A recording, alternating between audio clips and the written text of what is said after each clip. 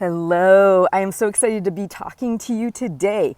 If my videos are helpful for you, please like and subscribe, share the good news, because apparently the more that I get subscribers on YouTube, the more people can find this weight loss sanity advice.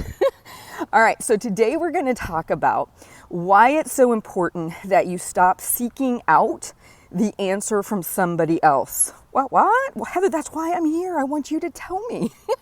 No, you really don't. Human nature is, if I hand you a diet, if I give you a list of approved foods, if I say do this, you will adhere for a certain period of time.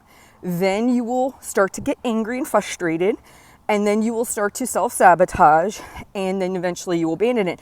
But the problem is, you view it as I picked this plan, this person told me what to do, and it wasn't right. And what we need to do is take more ownership in what we choose to do. We need to start to be honest with ourselves and what it is that we tend to struggle with, the behaviors that actually work for us, and craft a plan that works in our life. And this is so important. I just had a coaching client contact me.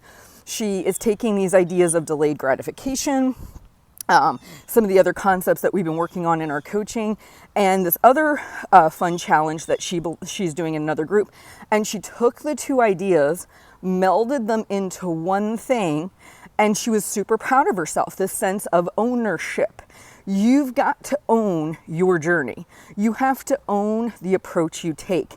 It should be snippets from this and snippets from that, based on what you know works for you. For example, at this point, if I read a book and it's a diet book, and I used to read tons of these, and they start telling me these are the foods you can't eat for the first 2 weeks, or these are the foods that are prohibited, I immediately feel a sense of revulsion in my body. I know I am gonna self-sabotage. I know there's gonna be weight gain to come, because I can stick with it for a short period of time, and then I will inevitably get resentful, miss those foods, and then want to eat all the foods. And I know this because I've done it so many times, right?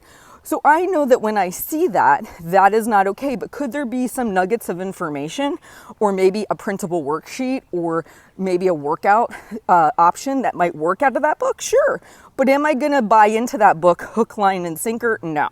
And that's what I want to encourage you to do. It's again, that Bruce Lee quote, take what's useful, discard what's not, make it uniquely your own. That's really the only way to do this. So when you meet someone and they've lost weight, don't ask them what plan they're on. Don't ask them what diet they're following.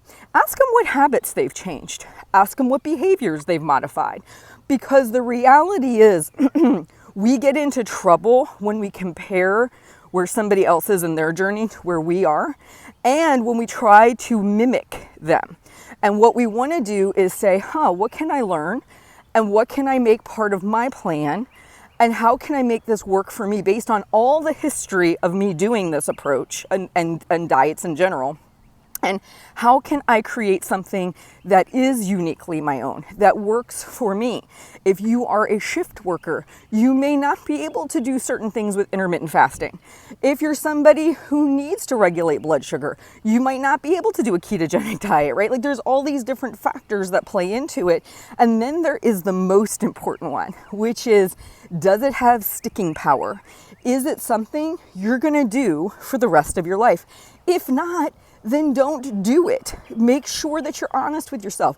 If you're not going to give up sweets for the rest of your life, then sweets need to be part of your diet approach, not eliminating them, okay?